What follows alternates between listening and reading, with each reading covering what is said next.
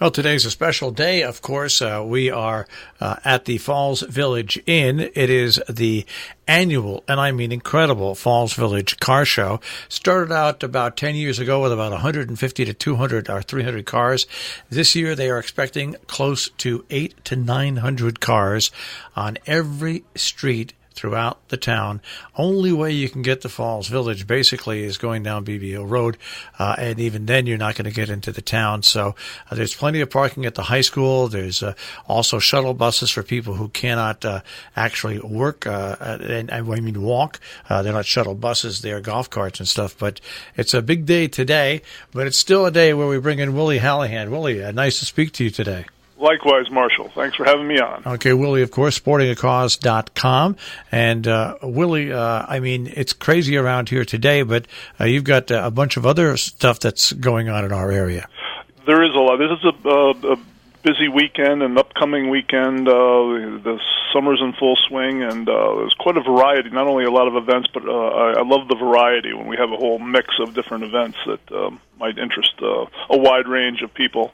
The Saturday, the Drive for the Cure, the 9th annual golf tournament over at Undermountain Golf Course in Copake. It's the second tournament in a long list of fundraisers that Undermountain hosts. It's called Drive for the Cure because it used to be a cancer awareness event, and it's morphed into a tournament where each year they give the proceeds to a local family in need, which is they do great things. And also the Litchfield Hills Triathlon and Duathlon at Brodie Park. It's an interesting event because it's a typical 3-event triathlon, but people can do 2/3 of it, which makes it the Duathlon. And Brodie Park gets the proceeds from that event. Now, Monday is the UNICO, UNICO golf tournament. A lot of people aren't aware of that organization. It's the largest Italian-American fraternal organization in the world, and it has a Torrington branch, and they put on an annual golf tournament, which is their biggest fundraiser.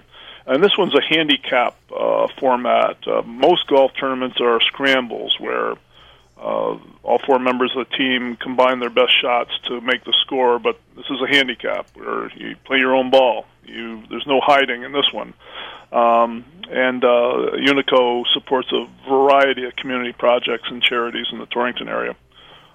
Charlotte Hungerford, Thomaston Savings Bank, the Quiet Zone, and O&G Industries are the major sponsors of this event. I like to feature them, the sponsors, whenever I can.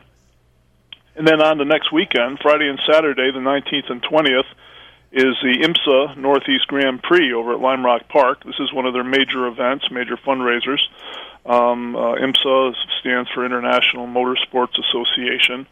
And this is an interesting 2 days of racing because there are multiple classes of cars, and oftentimes they're running at the same time. It's for the car aficionado, this is a must see. And anybody who goes, they'll be seeing Porsches and Ferraris and Lamborghinis, but also Mustangs and Camaros and BMWs. It's a great day, 2 days of racing. And 16-year-olds and under get in free, as well as both active and veteran military get in free. And that holds true throughout the Lime Rock season. Any of their events, those people get in for free. And Michael J. Fox Foundation is this year's beneficiary of Lime Rock Park's donations.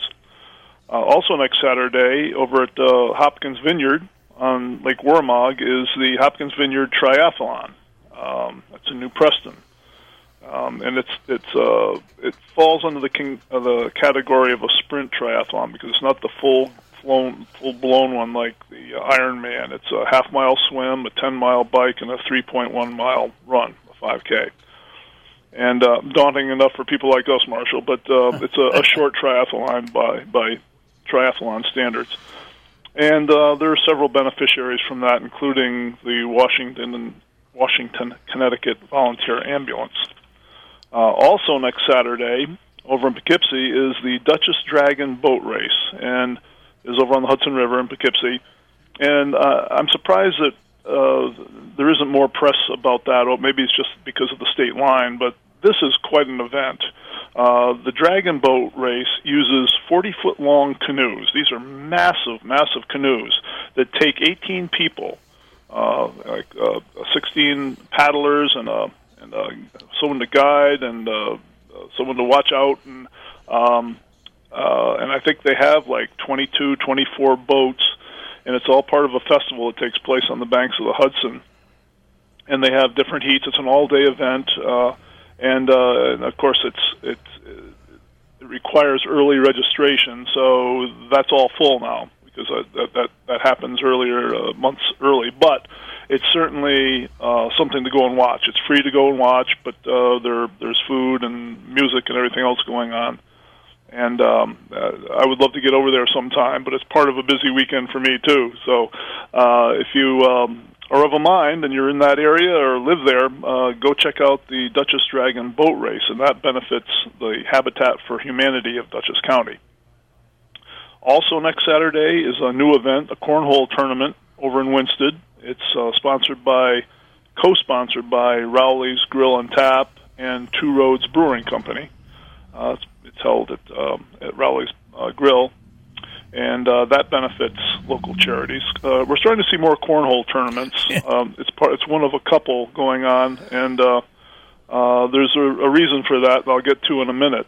Next Sunday, the day after the cornhole tournament, on the 21st, is the Roloff Jensen Community Library Benefit Golf Tournament over at Undermountain. That's the third fundraising tournament there, and that benefits, of course, the library. And also next Sunday is the 9th annual Marco Racing to Save Lives, both 5 and 10K race over at Timer Park in Unionvale. This honors Andrea Marco, who passed away from cancer at an early age, and that race benefits the Dana-Farber Cancer Institute. And also next Sunday is the second cornhole tournament.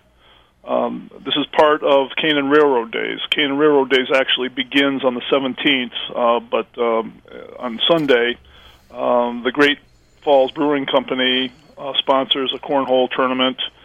Mike Hogan is the organizer. It's a double elimination tournament, 25 teams, two-person teams, $25 per team to get in, and this benefits the Falls Village Daycare Center. And cornhole tournaments, well, cornhole is becoming more and more popular anyway, but as a fundraiser, it's great for a couple of reasons. One, it's a relatively easy event to organize. It doesn't take a ton of volunteers. I mean, I cover events that require 150 volunteers to pull off. This takes relatively few to run it.